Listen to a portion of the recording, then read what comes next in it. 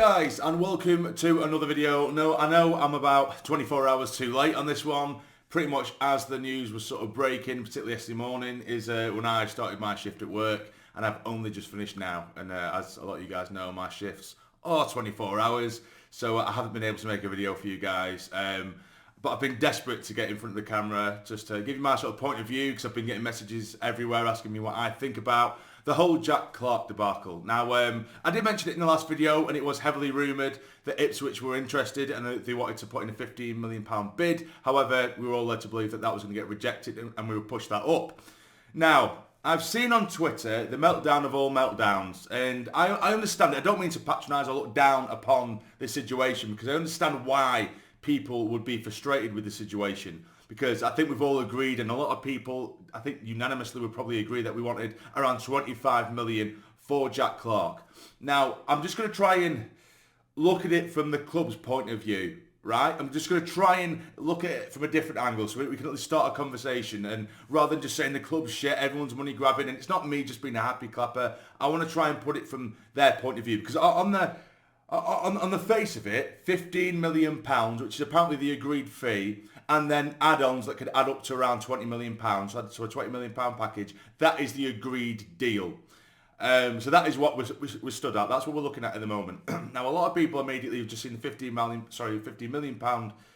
million fee and lost the shit about it. Understandable if that is just what it was. Now, here's how I'm kind of trying to look at it.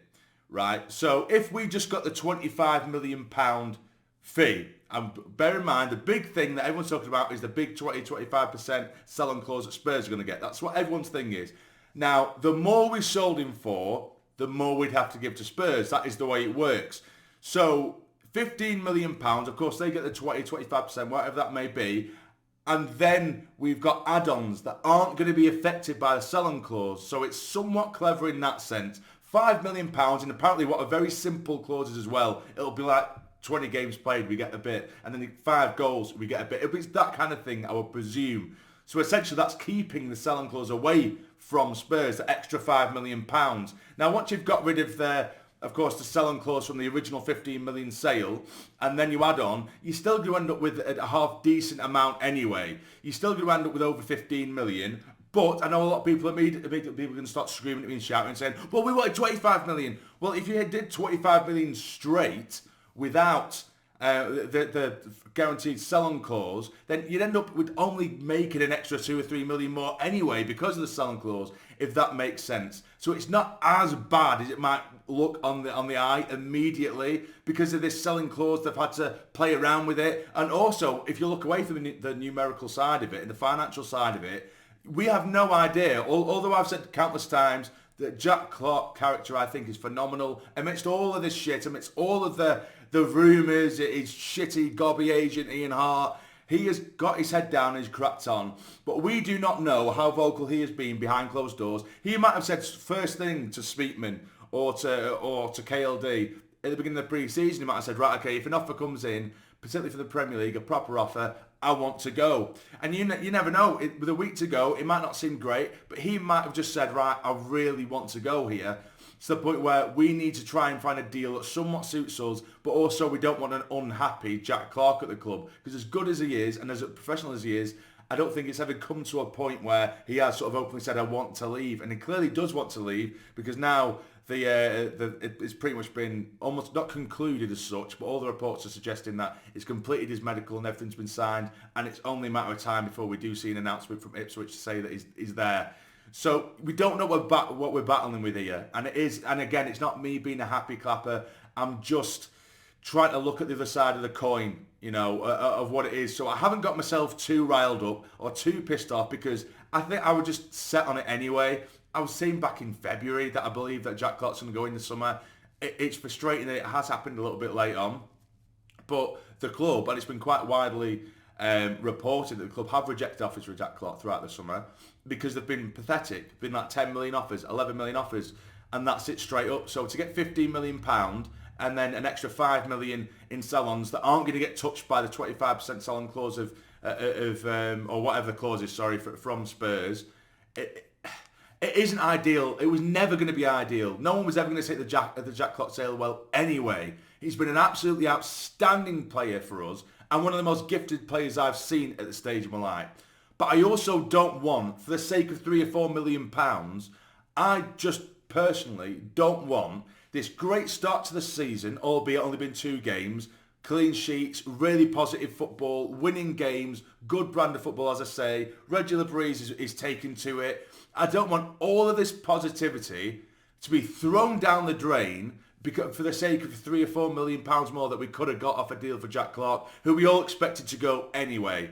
Do you know what I mean? I don't want everyone just loses shit, everything's shit. Let's just ruin the mood totally from something we expected to happen anyway and we haven't made an extra couple of million.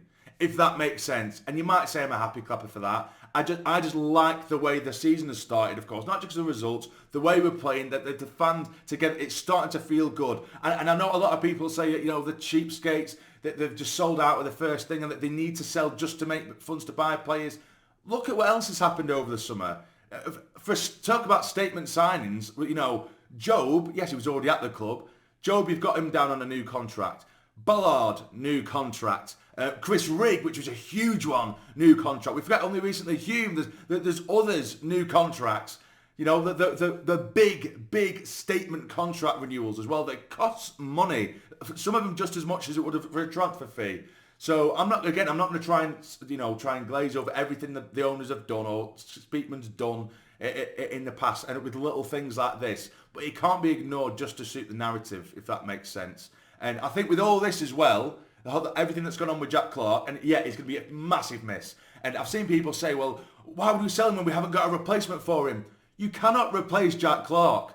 Impossible. End of story. When people need to realise we're in a position now, Sunderland, we're not a Premier League force at the moment. We're not. We're a team that might go for the top 6 in the Championship. And how many times over the years have we seen teams that sort of mid-table Championship and someone absolutely class comes through the door, they smash it for a season.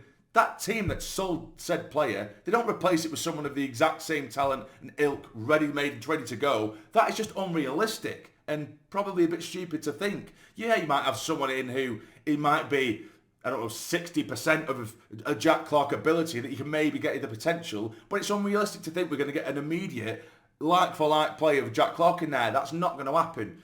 But anyway, we've, of course, at the moment, of the left-hand side, with players who can play there. Mundell can play there as well. Barr, who I'm not a big fan of, as we know, can play there. There's players who we can shuffle around. We're not too, we're not too light over there. But I didn't want all of this as well, and I said this on Twitter last night. I don't want all of this because it is very negative. Losing your best player, it's negative. I'm not going to try and dress it up. It isn't. Like I said, it's just because I expected it to happen. I'm probably not as heartbroken as I probably would have been if it just came out of the blue. I did expect it somewhat. But I don't want all this to just glaze over the fact, and because it's so shit, it's so easy to look past the fact we've just signed a very, very good quality striker in Wilson Isidore. Or Isidore, however you want to pronounce it. I'm probably going to butcher that anyway. But even if you just have a look at the clips, I only briefly alluded to it in the last video because there was just so much to report on, so I kind of glazed over it myself a little bit. But the signing was made official yesterday from Zenit St. Petersburg. Now, even if you just have a look at some of the goal compilations, some of the goals in there, just in terms of movement off the ball, and there's loads of little bits and pieces there. Again, I haven't watched him for 90 minutes. He's 23 years of age. We've got him on loan with an option to buy. Striker, can play on the left as well if he wants to, but I would like to see him down as a striker. If you look at some of the goals, the sheer quality on this lad and the potential of this lad could be sky high. And no one is getting anywhere near as excited as we probably should, purely because of the fact of what's happened with Clarke, and it's overshadowing it, which is understandable. But what I'm just trying to say here, particularly with this start of the season, I want us all to try and remain as positive as possible. It's so easy to say fuck you to the board when anything goes wrong. And I want to say it, and I've done it a million times. You've seen my videos. Well, I'm guessing a lot of you have done. When I think they have something to be accountable for, I'll fucking hold them to it. And I'll say it straight, or what I believe to be right or wrong. Again, it's only my opinion, one man's opinion. But with this at the moment, with the positive, like I keep on repeating myself, the positivity we've built over the first couple of games, we've just brought in a very, very good striker, which again I think has been overshadowed. There is a lot to be positive about. Let's not throw this whole momentum down the drain for the sake of 3, 4, maybe 5 million extra that we could have got with Jack Clarke. Do you know what I mean? Let's not do that. I just don't want us to be doing that. But anyway, that's it, guys. I thought I'd get this quickly out to you guys. I will be doing a review of the Burnley game later on. Hopefully, I'll have a big smile on my face, and we have a Mundell hat trick or something like that. We'll see. In terms of my predictions for the game, I will just say now, I think it's going to be high scoring. I think it's going. I could go either way. I think it could be like a 3-3, 3-2 Burnley, 3-2 Sunderland. But that's my kind of prediction. We're going to get at least 5 or 6 goals in this game. I hope to God I don't come back later on this evening and it's fucking 5-0 to Burnley. But there we go, guys. But anyway, what do you guys think? Let me know. If you've enjoyed, hit the like button for me. If you've agreed, if you haven't, just let me know in the comments. Please just be a bit respectful if you can be. Don't call me a dickhead too often. But yeah, please keep subscribing as well, guys. There's still so many of you guys that are watching regularly that aren't yet subscribed. Just hit the subscribe button. It's so easy and it helps out so much, and it just gives me that motivation to keep on making videos as well. But anyway, speak to you guys in a bit. Take care. Stay jammy.